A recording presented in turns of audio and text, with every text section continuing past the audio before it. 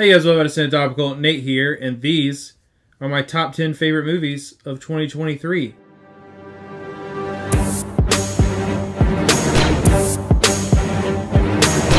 At number 10, I got Creed 3. I love the Creed franchise. I think it's absolutely incredible. Absolutely none of the Creed movies are below a 90 for me. I think they're great. To me, Creed 3 was the weakest one so far. It felt like a little campy at times, or like a little too sentimental or cheesy. I don't really know how to describe it, but that being said, it was still incredible. The fights, absolutely incredible. The story was really good. I almost feel like the story of Creed 3 would have been better if it was Creed 2. Like, this was the second part of that story. And as much as I can't stand him, I definitely think it would have been better if Rocky had still been a part of it. But it is what it is. Either way, excellent movie. Michael B. Jordan's great. And I am already stoked for the next Creed movie whenever we get that. Number 9, I have Barbie. Man, this movie, like, leading up to it, had no clue what to expect. It was just like the weirdest thing in the world hearing that Greta Gerwig was going to direct a Barbie movie starring Margot Robbie, and they freaking crushed it. It's funny, it's heartfelt, it's sentimental, and it's also just like a really good movie. Like, great script, great performances all around. The music in it is great. Like, biggest surprise of 2023, I think, to almost everyone, that this movie was as successful and as good as it was. And so I'm glad that it made my list. Number 8, I have John Wick 4. Again, another excellent franchise.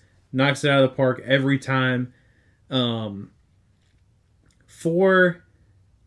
I have to think about it. I don't really know where it ranks in the John Wick movies to me off the top of my head, but it's an excellent movie. It's a great, what I hope is conclusion to John Wick's story. I think if the ending is truly what it appeared to be, then I think it's a really, really good ending for that character, for that franchise, and getting to watch him do his thing one last time was super enjoyable, and kind of a good stopping point, or like wrap up point for like all the world building they did for John Wick as well. So, number 7 for me is Past Lives. When I first saw this movie, I didn't like it as much as I do now. But the more I started thinking about it, the more I realized that if I had seen this movie like 3 to 7 years ago, I would have probably thought it was one of the best movies I've ever seen in my entire life. And that's just because of like where I am in life in relation to like what's going on in the movie. So because I'm very content and happy in what's going on in my life, the movie didn't hit as hard on like some emotional beats for me, but at the same time, the emotional beats that were there were all things that I had felt in a past life, you might say. And so after I thought about it more, I realized how good this movie really, really is. Absolutely incredible. I feel like it got a lot of love when it came out. Like, everyone was kind of talking about this movie, at least in like the area of like Twitter and like the podcast that I listen to. And then as time went on, I feel like people talked about it less. I think it's a shame. I'm glad it got nominated for Best Picture.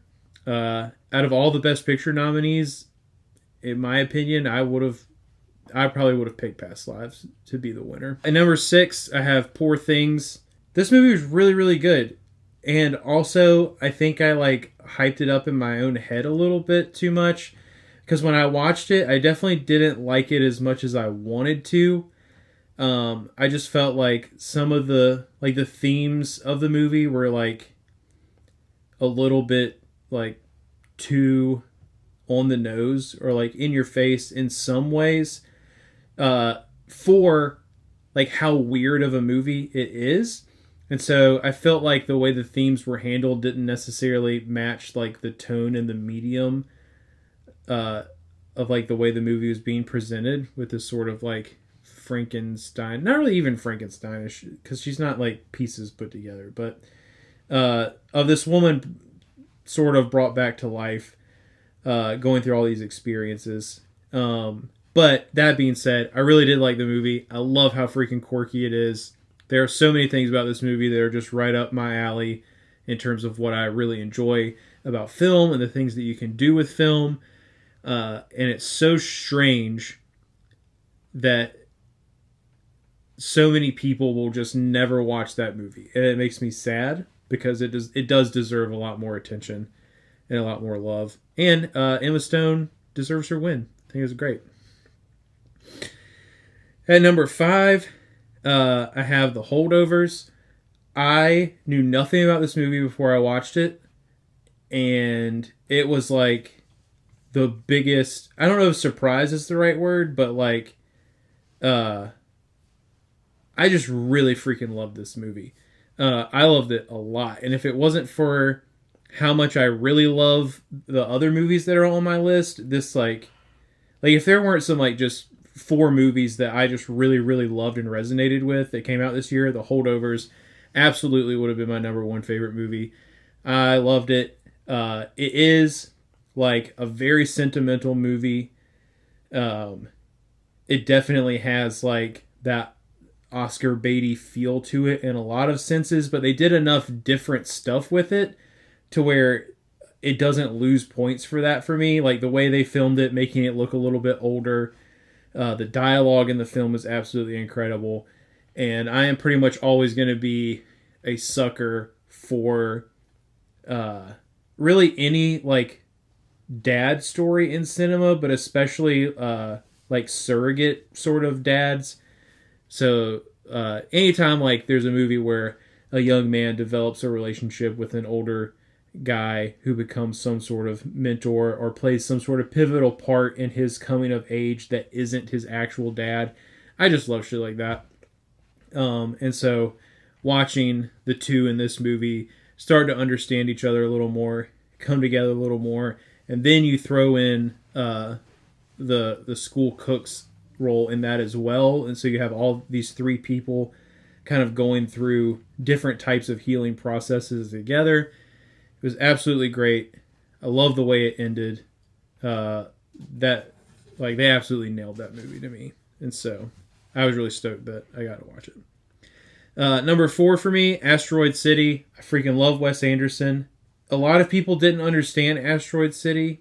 I get it, but like that movie made perfect sense to me. I've watched it 3 times since then. Now that it's on streaming, I've loved it even more every time I've watched it. Easily, like I think at this point I feel safe saying it's my 3rd favorite Wes Anderson movie, but there are parts of it that are like my favorite things of Wes Anderson movies. It's like easily his weirdest movie in a lot of ways, which is saying something for him, but you're taking like this kind of crazy premise and then adding like Wes Anderson's signature filmmaking style and like dialogue into it. And I just love the world that's created, the story within the story, the ultimate message of it as well. I feel like he absolutely crushed it. I love Asteroid City. Number 3 for me is going to be Spider-Man Into the Spiderverse. There is no shortage of content on this channel of me talking about how much I loved the first of these movies. The second one did such a great job of building on that and setting up the third.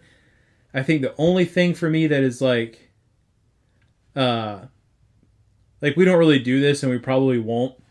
If in 2 years I came back and re-ranked my favorite 2023 movies, I think there's a huge chance that Spider-Verse ends up being a spot or 2 higher.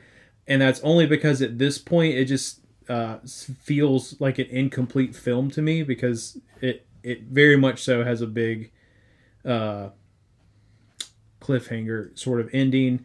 It's very much so at this point reliant on the third movie. It's not a standalone thing. It wasn't made to be a standalone thing, and that's completely fine. But judging off of what I got in that movie, absolutely incredible. Give me more. They are killing it with that with this franchise, and I can't wait for the next one.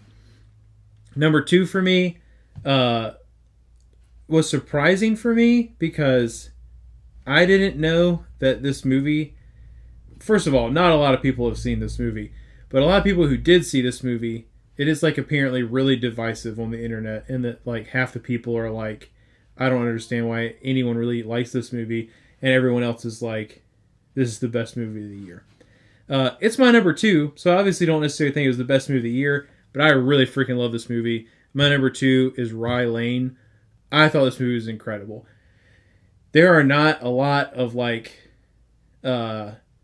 romantic comedy style movies in the last we'll say 5-6 years that I have really enjoyed much at all.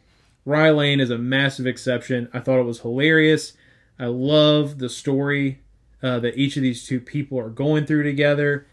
I love the way it ended. I love like the weird, quirky way that it's filmed.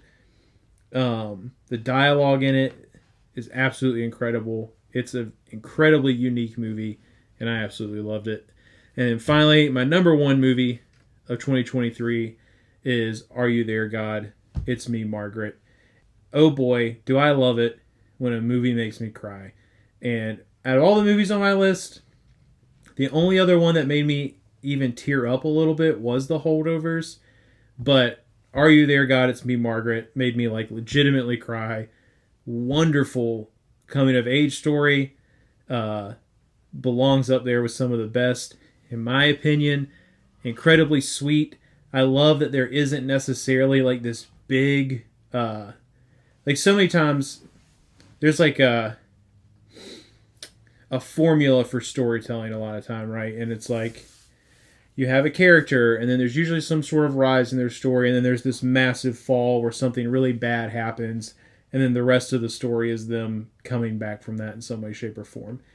Are You There, God, Margaret? Or Are You There, God? It's Me, Margaret. Doesn't necessarily have this like massive drop.